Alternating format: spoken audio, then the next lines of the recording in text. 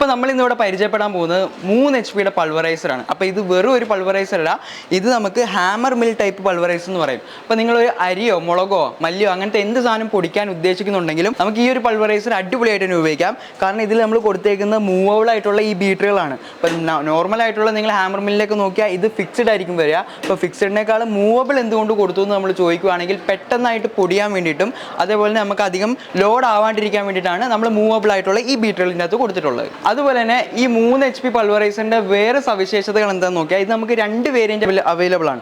അതായത് ഒന്ന് നമുക്ക് 3 ഫേസിൽ നമുക്ക് ഓടിക്കാൻ പറ്റും.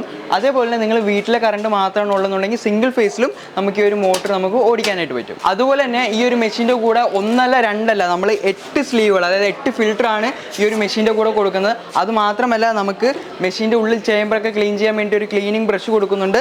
അതേപോലെ തന്നെ നമുക്ക് പൊടികളൊന്നും പറന്നു പോകാണ്ടിരിക്കാൻ വേണ്ടി ഒരു ക്ലോത്തും നമുക്ക് ഈ ഒരു പൾവറൈസറിൻ്റെ കൂടെ തന്നെ വരുന്നുണ്ട്.